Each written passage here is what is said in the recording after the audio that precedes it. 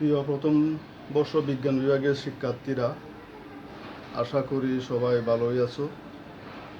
Online ক্লাসে সবাইকে স্বাগতম। আজকে তোমাদের জীববিজ্ঞান ব্যবহারিক ক্লাসের একটি ক্লাস খুবই গুরুত্বপূর্ণ। আমরা গত ক্লাসে যে গোত্র নির্ণয় বা ফ্যামিলির কথা বলেছিলাম, তোমরা আকালিকার কাজ শেষ করেছো। আজকে আরেকটা বিকল্প ক্লাস, যাদের গোত্র পড়বে, না পড়লে এর বিকল্প হলো মূল বা কাণ্ডের সেকশনের একটা ক্লাস তোমাদের করতে হয়, মূল বা কাণ্ডের অন্তর্গঠনের বস্তু দেখার জন্য। আজকে আমরা তোমাদের যে ক্লাসটা বলতেছি সেটার নাম হলো, পরীক্ষার নাম হলো একবীজপত্রী মূলের অন্তর্গঠন পর্যবেক্ষণ। এখন পরীক্ষায় কি মূল দেওয়া হয় না কাণ্ড দেওয়া হয়, কি একবীজপত্রী মূল নাকি দ্বিবীজপত্রী মূল, সেটা বাহ্যিক দেখে বা আকৃতি দেখে বাইরে থেকে দেখে বোঝা যায় না। বলতে পারলেও আমরা বৈজ্ঞানিকভাবে সেটার অন্তর্গঠনের কি বৈশিষ্ট্য, মাইক্রোস্কোপে কীরকম দেখা যায়, সেই আলোকেই সেকশন করে, ডায়াগ্রাম করে, বৈশিষ্ট্য লিখে প্রমাণ করতে হয়। এখন আমরা আমাদের পরীক্ষার সময় বা ক্লাসের সময় তোমাদের হাতে কিছু নমুনা দেওয়া হবে। যেমন আমি একটা হাতের মধ্যে এই যে একটা নমুনা নিলাম, এটা কাণ্ড হইতে পারে অথবা মূল হইতে পারে, হয় একবীজপত্রী মূল নাকি দ্বিবীজপত্রী মূল, কি একবীজপত্রী কাণ্ড নাকি দ্বিবীজপত্রী কাণ্ড, সেটা বাহ্যিক দিক থেকে দেখে বোঝা যায় না। সেই জন্য কী করতে হয়, তোমাকে নমুনাটা নিয়ে তার একটা প্রস্থচ্ছেদ বা একটা স্লাইড রেডি সেকশন করে স্লাইড রেডি করতে হয়। যে নমুনাটা তোমার হাতে দেওয়া হবে পরীক্ষার সময়, দেখো এই 1 ইঞ্চি বা 1.5 ইঞ্চি বা 2 ইঞ্চির একটা নমুনা তোমার হাতে দেওয়া হবে। এখান থেকে একটা সেকশন, পাতলা সেকশন করে তোমাকে অস্থায়ী স্লাইড রেডি করে স্যারকে দেখাতে হয়। সেখানে নাম্বার আছে। স্লাইড দেখানোর পরে তোমাকে কী করতে হবে, শনাক্তকারী বৈশিষ্ট্যগুলা, অভ্যন্তরীণ শনাক্তকারী বৈশিষ্ট্যগুলা খাতায় এক এক করে লিখে ফেলতে হবে। এখন আমি একটা ডায়াগ্রামও করেছি, ডায়াগ্রাম তোমাদের বইতেও আছে, ভিতরে কি দেখা যায়। আচ্ছা, দেখা যাওয়ার আগে আমাকে তত্ত্বীয় জ্ঞান অর্জনের জন্য ভিতরে চিত্র কীরকম হয় সেটাও আগে আয়ত্ত করতে হয় বা জানা থাকতে হয়। এরপর আমরা সেকশন করে মিলাবো, মাইক্রোস্কোপে দেখবো যে যে এই সেকশনটা কি মূলের সেকশন না কাণ্ডের সেকশন, কি একবীজপত্রী মূল নাকি দ্বিবীজপত্রী মূল, কি একবীজপত্রী কাণ্ড নাকি দ্বিবীজপত্রী কাণ্ড। আচ্ছা, এইটা করার জন্য কি করতে হয়, তোমাকে যেই নমুনাটা দেওয়া হয় সেটা এই বাম হাতের বৃদ্ধাঙ্গুলি এবং প্রথমা দিয়ে এভাবে ধরবে। এই দেখো, এই বৃদ্ধা, প্রথমা, মধ্যমা, অনামিকা, কনিষ্ঠা, এই যে 5টা আঙ্গুল আছে, 5টা আঙ্গুলের মধ্যে আমরা কি করব, নমুনাটা বাম হাতের বৃদ্ধা এবং প্রথমা দিয়ে ধরবো। সেটা এমনভাবে ধরবো, আমার বৃদ্ধাঙ্গুলিটা নিচের দিকে লুকিয়ে রাখবো, প্রথমটার উপরের দিকে প্যারালাল করে এই নমুনাটার মাথাটা থাকবে। ডান হাতে তুমি ব্লেড ধরবে, একটা ধারালো ব্লেড, নতুন ব্লেড। পুরাতন ব্লেড হলে কোনো কাজ হবে না, পুরাতন ব্লেড দিয়ে কোনো সেকশন পাওয়া যায় না। সেই জন্য পরীক্ষার সময় অথবা ক্লাসের সময় অবশ্যই নতুন ব্লেড আনতে হবে এবং ওটা দিয়ে সেকশন করতে হবে। যার ব্লেড দিয়া, যার যন্ত্রপাতি দিয়া, তাকে কাজ করতে হবে। তুমি আরেকজনের যন্ত্রপাতি নিয়ে কারাকারি করে পরীক্ষার সময় ক্লাস করা সম্ভব হবে না। আচ্ছা, সেই জন্য দেখো, আমরা যন্ত্রপাতির তালিকাও তোমাদেরকে আগে দিয়েছি। এখন যদি আজকে আমরা সরাসরি ক্লাস করতাম, তোমাদেরকে অবশ্যই যন্ত্রপাতি নিয়ে ক্লাস আসতে হতো।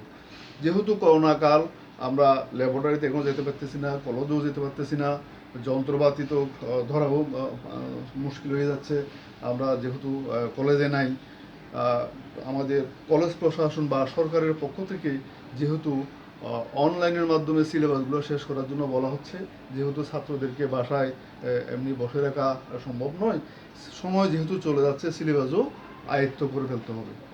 আচ্ছা, এখন তোমাদের যে নতুন সংক্ষিপ্ত সিলেবাস, সেখানেও আমাদের এক্সপেরিমেন্টগুলো আছে। তো দেখো, যদি নমুনাটা তোমাকে দেওয়া হয়, এটা কী করবে, এই যে বৃদ্ধাঙ্গুলির প্রথমে দিয়ে ধরবে এবং ব্লেডটা, এই দেখো, ব্লেডটা নমুনার উপর এমনভাবে ফেলবে যেন নমুনা এবং ব্লেড মিলে একটা 90 ডিগ্রি কোণ হয়ে পড়ে। এভাবে যদি 90 ডিগ্রি কোণ হয়ে পড়ে, এবং এক টানে এক ঘষায় বা এক এক এক এক ইয়ার চাপের মধ্যে এক প্রেশারের মধ্যে তোমাকে এটি কেটে যেতে হবে। সেই জন্য এমনভাবে সেকশন করতে হবে, অনেকগুলো আমরা সেকশন করব, সেই সেকশনগুলো করে এরকম বড় ওয়াশ গ্লাসের মধ্যে পানির মধ্যে ডুবিয়ে রাখবো। আমি আবার সেকশনের নিয়মটা দেখাচ্ছি তোমাদেরকে। দেখো, এই যে বৃদ্ধাঙ্গুলি এবং প্রথমা দিয়ে ধরবে, ব্লেড এভাবে ধরবে, এই যে দেখো এইভাবে কাটাটাকে বলা হয় প্রস্থচ্ছেদ বা ট্রান্সভার্স সেকশন। এইভাবে কাটলে এটাকে বলা হয় প্রস্থচ্ছেদ বা ট্রান্সভার্স সেকশন। আর এইভাবে কাটলে এটাকে বলা হয় লম্বচ্ছেদ বা লঞ্জিটিউডিনাল সেকশন। লম্বালম্বিভাবে কাটলে সেটাকে লম্বচ্ছেদ বা লঞ্জিটিউডিনাল সেকশন বলা হয় বা দীর্ঘচ্ছেদ বলা হয়। আর যদি এইভাবে কাটা হয়, এই যে আর এইভাবে, তখন এটাকে বলা হয় প্রস্থচ্ছেদ বা টিএস অথবা ট্রান্সভার্স সেকশন। তো ট্রান্সভার্স সেকশন, যেহেতু আমার এই এক্সপেরিমেন্টে ট্রান্সভার্স সেকশন করতে হয়, এখানে এখানে দেখো আমি লিখি একবীজপত্রী মূলের প্রস্থচ্ছেদ বা ট্রান্সভার্স সেকশন। তাহলে ট্রান্সভার্স সেকশন করার সময় কি করতে হয়, এই ব্লেড এবং নমুনা নিয়ে এই দেখো এই আমি হাতে নিছি। এখন আমি দেখো সেকশন করার জন্য চেষ্টা করতে, দেখো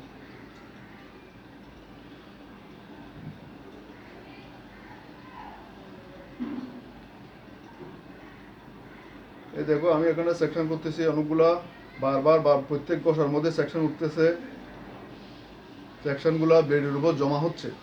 দেখো আমি এমনভাবে সেকশন করতেছি আমার আঙ্গুলও কাটতেছে না, বা বৃদ্ধা আঙ্গুলটা লুকিয়ে রাখছি উপরের আঙ্গুলের সাথে প্যারালাল করে কাণ্ডটার মাথা বা মূলটা নমুনাটার মাথা রাখবে। তাহলে এমনভাবে মারতে হবে তোমাকে বারবার, যেন সেকশনগুলো পাতলা উঠে, গোলাকার উঠে। সেজন্য অনেকগুলো সেকশন করতে হয়। এই যে আমি সেকশন আবার দেখাচ্ছি, দেখো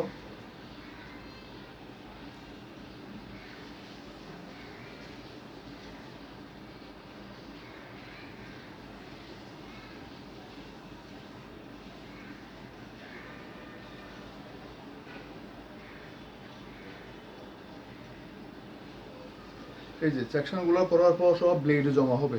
আমি 5 মিনিট 7 মিনিট যদি সেকশন করি, অনেকগুলো সেকশন পাবো। এই সেকশনগুলো স্লাইডের মধ্যে যে পানি থাকবে পানির মধ্যে ডুবিয়ে রাখতে হবে। এভাবে পানির স্লাইডের মধ্যে পানি থাকলে পানির মধ্যে ডুবিয়ে রাখতে হবে। আচ্ছা, তাহলে আমরা যখন 5-7 মিনিট সেকশন করব, এই যে যে নমুনাটা দেওয়া হবে সেখান থেকে অনেকগুলো সেকশন আমরা 5 মিনিটের মধ্যে 20-50টা বা 50-60টা সেকশন উঠে যাবে। সেগুলো পানির মধ্যে আমরা ডুবিয়ে রাখবো। পানির মধ্যে ডুবিয়ে রাখার পর তুলি দিয়ে, দেখো তুলি দিয়ে নাড়া দেব। তুলি দিয়ে নাড়া দিয়ে দেখবো যে কোন সেকশনগুলো পাতলা এবং গোলাকার। এই যে অনেকগুলো সেকশন 20-50টা যা সেকশন উঠছে, সেখান থেকে তুলির মাথা দিয়ে পানির মধ্যে নাড়া দিয়ে দেখবো, নেড়ে নেড়ে দেখবো যে চোখের আন্দাজে কোন সেকশনগুলো পাতলা এবং গোলাকার। আমরা প্রথমে চোখের আন্দাজে গোলাকার এবং পাতলা থেকে 5টা বা 7টা সেকশন নেব।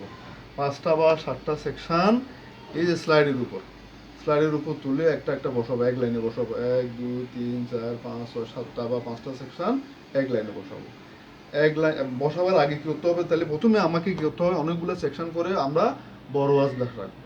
বড় ওয়াশ গ্লাসের থেকে 5টা বা 7টা সেকশন নিয়ে ছোট ওয়াশ গ্লাসের মধ্যে, এখানে একটা ছোট ওয়াশ গ্লাসের মধ্যে কিছু স্যাফরানিন থাকে বা রঞ্জক দ্রব্য থাকে, রঞ্জক দ্রব্যের মধ্যে ডুবে রাখতে হয় 2-3 মিনিট। কোনো কোনো সময় শক্ত কাণ্ড হলে 5 মিনিটও ডুবে রাখতে হয়। তাইলে আমরা প্রথমে বড় ওয়াশ গ্লাসের মধ্যে সেকশন করলে সেকশনগুলো পানিতেও ডুবিয়ে রাখবো। সেখান থেকে তুলির মাথায় নেড়ে 5টা বা 7টা সেকশন স্যাফরানিন বা রঞ্জক দ্রব্যের মধ্যে ডুবে রাখবো। 2-3 মিনিট যখন হয়ে যাবে, সেখান থেকে সেকশনগুলো আবার তুলির মাথায় নিয়ে ফেলবো। তুলির মাথায় নিয়ে ওই বড় ওয়াশ গ্লাস আগে যেখানে রাখছিলাম সেখানে পানির মধ্যে একটু ধুয়ে ফেলবো, যেন অতিরিক্ত রং চলে যায়। বেশি রং হলেও মাইক্রোস্কোপে ঝাপসা দেখা যায়। সেই জন্য আমরা কি করি, প্রথমে 2-3 মিনিট রং করি, রং করার পর সেখান থেকে সেগুলো আবার বড় ওয়াশ গ্লাসের মধ্যে পানির মধ্যে নাড়া দিয়া ধুয়ে ফেলি। যেগুলো রং নিছে সেগুলো একরকম হবে, যেগুলো রং নেয় না সেগুলো একরকম। আচ্ছা, রং নেওয়া হয়ে গেলে আমরা সেখান থেকে তুলির মাথায় নিয়ে দৌত করে সেকশনগুলোকে স্লাইডের উপর বসাবো। 1 2 3 4 স্লাইডে বসাবো। বসাবার পরে আমরা মাইক্রোস্কোপে যাব।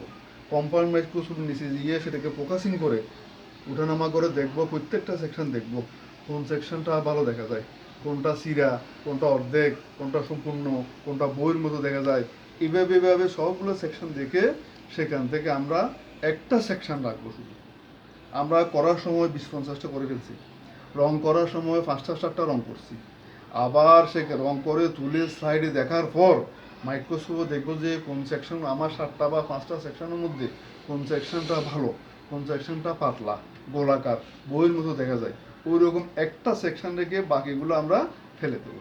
যে সেকশনটা দেখা যায় ভালো দেখা যায় সেটার উপর আবার আমরা কি করি, কভার স্লিপ, এই দেখো এরকম একটা ছোটো কাঁচের টুকরা, দেখো কভার স্লিপ বলা হয়, কভার স্লিপ দিয়ে ডেকে স্লাইডে রাখতে হয়।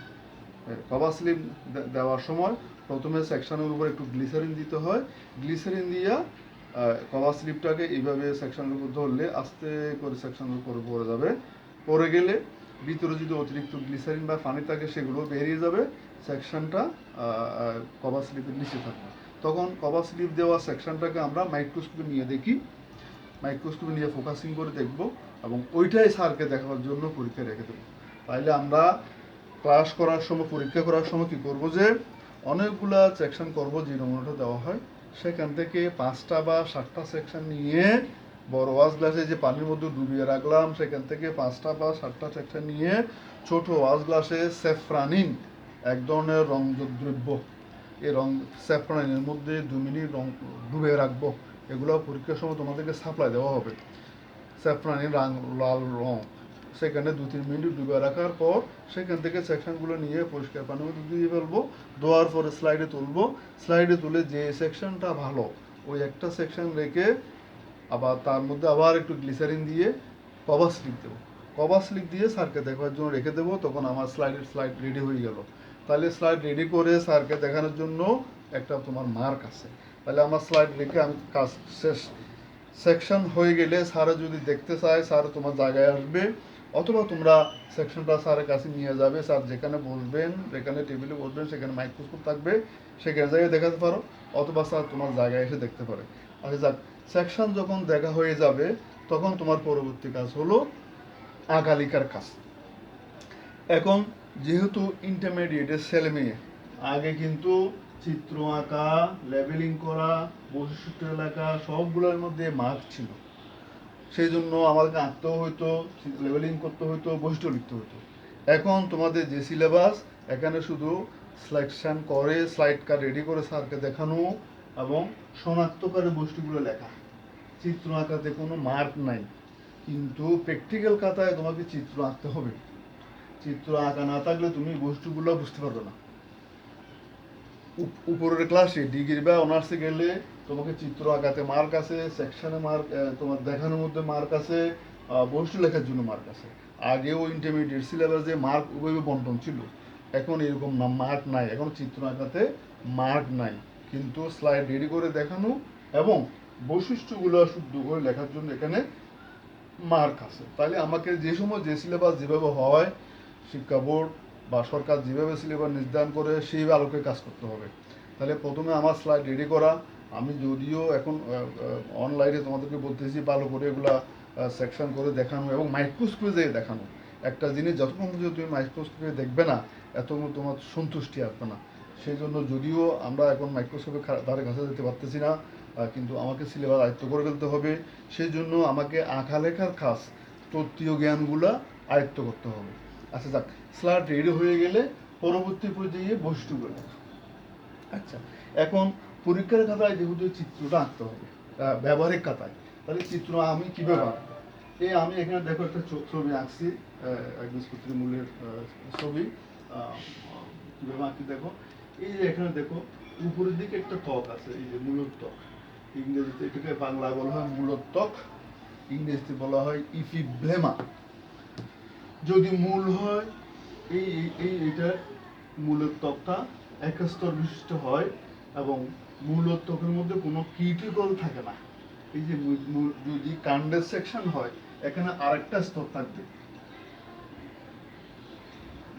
এখানে আরেকটা স্তর থাকবে যেটাকে বলা হয় কিউটিকুলার স্তর, কিন্তু মূলের মধ্যে কিউটিকুলার স্তর নাই, মূলের মধ্যে কিউটিকুলার স্তর থাকে না। কিউটিকুলটা কি জিনিস? সেটা একটা আস্তর, সেটা একটা layer, pectin, lignin, suberin, cutin ইত্যাদি কেমিক্যালের একটা স্তর উপরের দিকে থাকে। যদি কাণ্ডের সেকশন হয় কিউটিকুলার স্তর থাকে, আমি এখানে দেখো কারণ সহ শনাক্ত লিখছি মূলোত্বকে কিউটিকল নাই, অথবা তোমাদের বইতে লেখা আছে মূলোত্বক বা ত্বক কিউটিকল বিহীন, তাহলে কিউটিকলটা কি জিনিস? এই যে মূলোত্বকের উপরের দিকে আরেকটা স্তর, এটা প্যাকটিন, লিগনিন, সুবেরিন, কিউটিন ইত্যাদি একটা কেমিক্যালের স্তর এখানে জমা হয়। কাণ্ডের সেকশন হলে কিউটিকলের স্তর থাকে, মূলের মধ্যে কিউটিকলের স্তর নাই। তার মধ্যে এই যে মূলরোম, যদি মূলের সেকশন হয় সেগুলো যেগুলো দেখা যাবে এগুলোকে বলা হয় মূলরোম, আর কাণ্ড হলে দেখা যাবে কাণ্ডরোম। কাণ্ডরোম আর মূলরোম কিভাবে চিনব? মূলরোমগুলো দেখো এখানে ভিতরে একটা ঘর বলে সেগুলোকে বলা হয় এককোষী। আর যদি সেগুলা ভাগ ভাগ থাকে, এই দেখো আমি এখানে আঁকছি, এখানে ভাগ ভাগ, তাহলে এটা হবে বহুকোষী। এই 1 2 3 4 5 এগুলো হলো বহুকোষী, আর এগুলো হলো এককোষী। তাহলে কাণ্ডের মধ্যে কাণ্ডরোম থাকে বহুকোষী, মূলের মধ্যে মূলরোম থাকে এককোষী। আচ্ছা, এখন দেখো এই যে মূলোত্তকটা আঁকার সময় কিভাবে আঁকবে? মূলোত্তকটা আঁকার সময় প্রথমে তোমরা এভাবে টান দিবে, এভাবে টান দিয়ে একবার উপর থেকে ঘুরাবে, আবার নিচের থেকে ঘুরাবে, আবার উপর থেকে, আবার নিচের থেকে, আবার দেখো উপর থেকে, আবার নিচের থেকে। যদি মূলরোম বা কাণ্ডরোম দিতে হয় তাইলে এখানে এককোষী বলে আমরা এককোষী মূলরোম আঁকছি, আর যদি কাণ্ড হয় বহুকোষী করে দেবো। তাহলে এগুলো আঁকার নিয়ম হলো কিরকম, আমি আবার দেখাচ্ছি তোমাদেরকে। প্রথমে এভাবে টান দিবা, একবার উপর থেকে ঘুরাবে, একবার নিচের থেকে ঘুরাবে, আবার উপর থেকে, আবার নিচের থেকে, আবার উপর থেকে, আবার নিচের থেকে। এগুলো হলো পিপাকৃতির প্যারেনকাইমা কোষ। এভাবে তোমাকে আঁকতে হবে।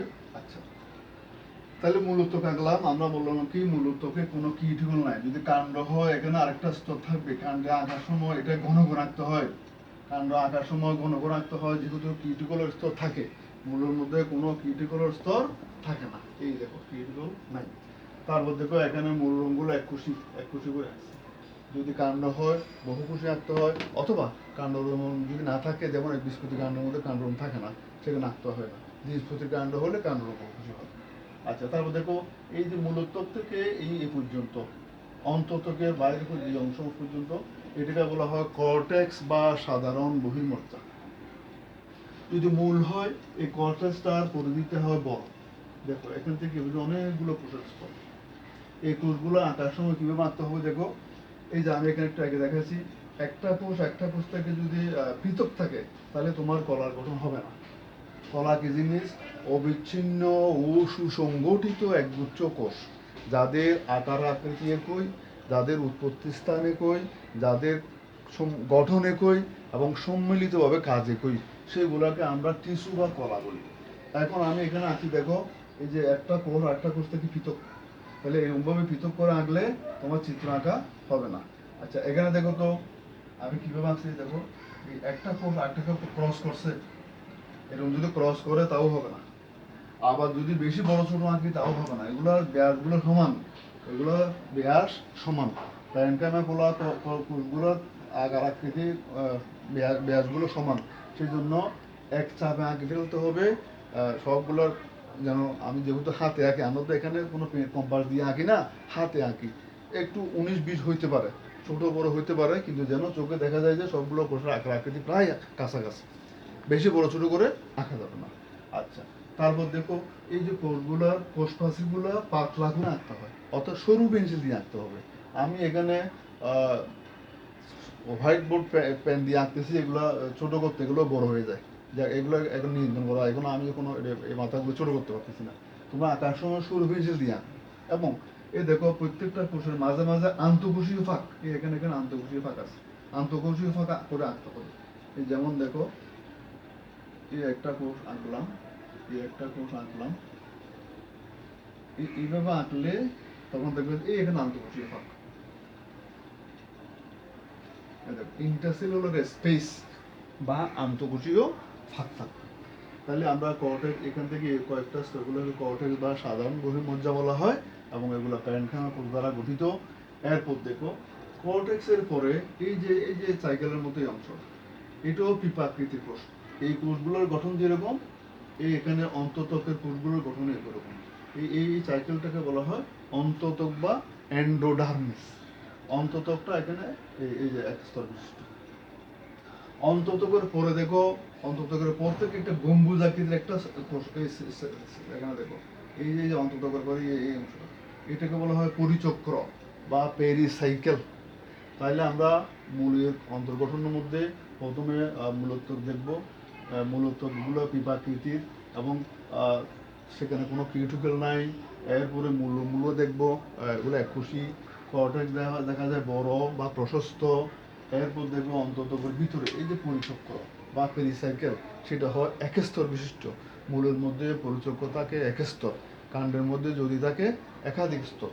আচ্ছা, এরপর দেখো পরিচক্রের পর থেকে জাইলেম ফ্লোয়েমের সৃষ্টি বা পরিবহন কলাগুচ্ছের সৃষ্টি, ভাস্কুলার বান্ডেলের সৃষ্টি। এখানে এই যে এই গোল গোল এগুলো হলো জাইলেম স্তর, জাইলেম গুচ্ছ, এখানে হলো ফ্লোয়েম গুচ্ছ। তোমরা বইতেও দেখতে পারো, এই যে বইয়ের ছবির মধ্যে এই দেখো, এগুলো হলো জাইলেম, এখানে ফ্লোয়েম, আবার জাইলেম, আবার ফ্লোয়েম, জাইলেম ফ্লোয়েম। যতটা জাইলেম থাকবে ততটা ফ্লোয়েম থাকবে। জাইলেম এবং ফ্লোয়েমগুলা অরীয়ভাবে সজ্জিত বা রেডিয়ালি সজ্জিত। অরীয়ভাবে, এই দেখো আমি এখানে লিখছি, দেখো পরিবহন গলাগুচ্ছ অরীয়, অরীয় বা রেডিয়াল। রেডিয়াল কীরকম, একবার জাইলেম উৎপন্ন হয়, আবার ফ্লোয়েম, আবার জাইলেম, আবার ফ্লোয়েম, আবার জাইলেম, আবার ফ্লোয়েম। এরকম জাইলেম ফ্লোয়েম, একবার এক ব্যাসার্ধে জাইলেম, এক ব্যাসার্ধে ফ্লোয়েম, এভাবে যদি সজ্জিত থাকে তখন সেটা বলা হয় অরীয়ভাবে সজ্জিত। আর যদি জাইলেম ফ্লোয়েম এক ব্যাসার্ধে থাকে তখন সেটাকে বলা হয় সংযুক্ত বা কনজয়েন্ট। কাণ্ডের মধ্যে হয় সংযুক্ত, মূলের মধ্যে হয় অরীয়। কাণ্ড যদি সেকশন হয়, কাণ্ডের মধ্যে পরিবহন গলাগুচ্ছ হয় সংযুক্ত, আর মূলের মধ্যে হয় অরীয়। আমরা যদি কাণ্ডের সেকশন করি তখন আগামী ক্লাসে বা আগামী ছবির মধ্যে আমরা দেখব যে জাইলেম ফ্লোয়েম এক ব্যাসার্ধে থাকে। সেখানে জাইলেম এবং ফ্লোয়েম এক ব্যাসার্ধে থাকলে বলা হয় সংযুক্ত, আর জাইলেম ফ্লোয়েম যদি ভিন্ন ব্যাসার্ধে, একবার জাইলেম, একবার ফ্লোয়েম, আবার জাইলেম, আবার ফ্লোয়েম, বইতে তোমরা দেখো একবার জাইলেম, একবার ফ্লোয়েম, আবার জাইলেম, আবার ফ্লোয়েম। জাইলেম ফ্লোয়েম যদি ভিন্ন ব্যাসার্ধে অবস্থান করে তখন সেগুলো বলা হয় অরীয় পরিবহন কলাগুচ্ছ। মূলের মধ্যে পরিবহন কলাগুচ্ছ হয় অরীয়। তারপর দেখো এই মূলের মধ্যে জাইলেমগুলো হয় এক্সার্ক ধরনের অথবা বহির্মুখী। এখন বহির্মুখী বলতে কি বুঝি, যদি প্রোটোজাইলে দেখো, এই বড়টা প্রোটোজাইলেম, ছোটগুলোকে বলা হয় বড়টাকে বলা হয় মেটাজাইলেম, ছোটগুলোকে বলা হয় প্রোটোজাইলেম। এই যে গোলগুলো আমরা যেগুলো আসছে, বড়টাকে বলা হয় মেটাজাইলেম, ছোটগুলোকে বলা হয় প্রোটোজাইলেম। এখানেও ছবি দেখো, এই মেটাজাইলেম, এখানে প্রোটোজাইলেম। এখানে দেখো মেটাজাইলেমটা কেন্দ্রের দিকে, প্রোটোজাইলেম পরিধির দিকে। মেটাজাইল মূলের মধ্যে হলে এরকম, মূলের মধ্যে বলা হয় পরিবহন গলাগুচ্ছ এক্সার্ক। এক্সার্ক বলতে কি বুঝি, প্রোটোজাইলেম বাইরের দিকে, মেটাজাইলেম কেন্দ্রের দিকে। এইখানে দেখো প্রোটোজাইলেম পরিধির দিকে, মেটাজাইলেম কেন্দ্রের দিকে থাকলে জাইলেম বলা হয় বহির্মুখী। এই বৈশিষ্ট্যগুলো যদি পাওয়া যায় তখন আমরা বলবো সেটা মূল। আচ্ছা, এখন কি এটা একবীজপত্রী মূল নাকি দ্বিবীজপত্রী মূল?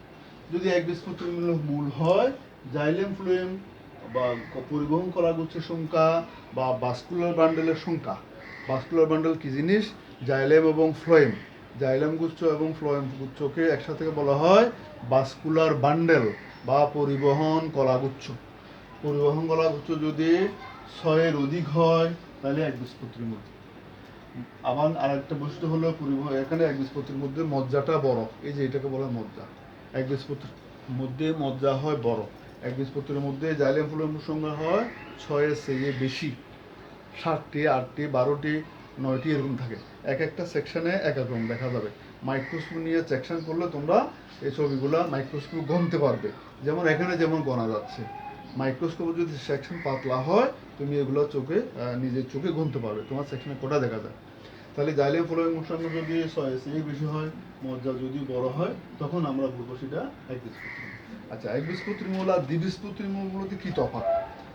এই যে আমরা এখানে যে 1 নম্বর থেকে 5 নম্বর পর্যন্ত যে বৈশিষ্ট্যগুলো বলা আছে, এগুলো মূলের মধ্যে একবীজপত্রী বা দ্বিবীজপত্রীর মধ্যে একই বৈশিষ্ট্য, কিন্তু কিছু ব্যতিক্রম বৈশিষ্ট্য আছে, যে জন্য একটাকে একবীজপত্রী বলি আর একটাকে দ্বিবীজপত্রী বলি।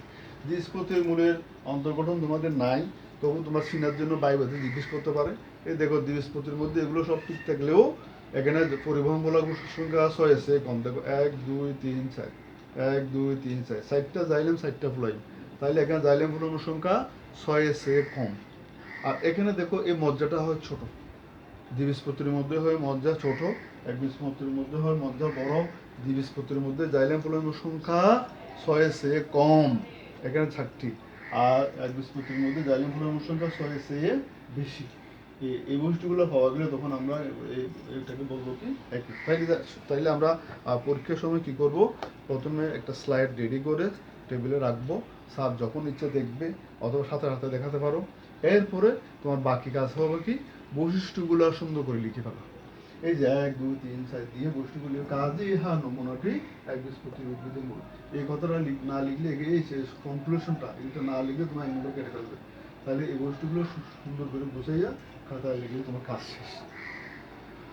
তাইলে আমাদের মূল বা কাণ্ডের সেকশন যা যেটা পড়ে সেখানের মধ্যে যে মার্কগুলো আছে, মার্কগুলো ধরার জন্য প্রথমে কী করতে হবে, একটা স্লাইড রেডি করে টেবিলে রাখতে হবে। আর স্লাইড রেডি করার নিয়ম আমি কিছু এখানে বলছি, আবার সময় সুযোগ হলে আমরা ক্লাসের মধ্যে এগুলো আবার দেখাবো। আমি দেখার উপরে তোমরা নিজেরা করে আবার দেখবে, তখন তোমাদের একটা স্বচ্ছ ধারণা হয়ে যাবে যে এইভাবে স্লাইড রেডি করে চাকরি রাখতে। এখন তোমাদের কাজ হলো কি, প্র্যাকটিক্যাল খাতায় নেম অফ দ্য এক্সপেরিমেন্ট দিবে, তারিখ দিবে, নেম অফ দ্য এক্সপেরিমেন্ট নাম লিখবে, এই ছবিটা আঁক। ছবিটা আঁকার সময় আমরা আবার বলতেছি এগুলো গোল গোল করে দিলে যদি একটা একটা সাইড বিচ্ছিন্ন হয় তাহলে হবে না। এই যে একটা একটাকে ক্রস করলে হবে না, তাহলে একটা কোর একটা কোরের সাথে স্পর্শ করবে, টাচ করবে, এই মাঝখানে আন্তঃভুজীয় ফাঁক থাকবে এবং সৌরভিঞ্জল দিয়ে আঁকতে হবে। এইভাবে তুমি এটা আঁকতে, তাহলে তোমার কি বলে কলাগুলো আঁকা ঠিক হবে। আর এগুলো একটু জালের মতো করে আঁকতে হয় সৌরমেশি দিয়ে। আচ্ছা, ছবিটা এঁকে বইয়ের মধ্যে যা আছে যে লেবেলিংগুলো করবে, নিজের নাম লিখবে, একবীজপত্রী মূলের প্রস্থচ্ছেদ আংশিক। আংশিক কেন লিখলাম, এটা যে সেকশনটা চারিদিকে গোল নয়, গোল সেকশনটা চারিদিকে গোল, আমি থাকছে আংশিক, এদিকে যেরকম এদিকে চারিদিকে একই রকম, কিন্তু আমরা কি করি পরীক্ষার সময় আংশিক আঁকি। মাইক্রোস্কোপে একসাথে চারিদিকে দেখা নাও যাইতে পারে, এই যে সেকশনটা এটা তো পরিধি অনেক বড় বৃত্তটা, তাহলে আমরা কি করি আংশিক আঁকি, যেন আংশিক লিখি। আর এই শনাক্তকারী বস্তুগুলো মুখস্থ লিখবে এবং বাইবেতে জিজ্ঞেস করলে এগুলো বলতেও হবে। এখানে যদি তোমাকে প্রশ্ন করে যে এটা মূল দিয়ে কেমনে বুঝবা, তাহলে মূল দিয়ে এখানে বলছে এখানে মূলত্বকে কিউটিকল নাই, মূল গুরুমগুলো এককোষী, কর্টেক্স আকারে বড়, এহার পরিচক্র এক স্তর বিশিষ্ট, তারপরে কি এহার পরিবহন কলাগুচ্ছ একজাক্ট ধরনের, অর্থাৎ প্রোটোজাইলেম পরের দিকে, মেটাজাইলেম কেন্দ্রের দিকে। এই জন্য এই সেকশনটাকে আমরা মূল বলতেছি, কাণ্ডের মধ্যে হলে ভিন্ন হবে। আচ্ছা, যদি বলা হয় একবীজপত্রী মূল নাকি দ্বিবীজপত্রী মূল কেমনে চিনবে, এটা যেহেতু এটা একবীজপত্রী মূল, কারণ এখানে পরিবহন কলাগুচ্ছের সংখ্যা বা ভাস্কুলার বান্ডেলের সংখ্যা 6-এর চেয়ে বেশি, তারপর ইহার মজ্জাটা আয়তনে বড়, সেই জন্য আমরা এগুলোকে বলি কি একবীজপত্রী।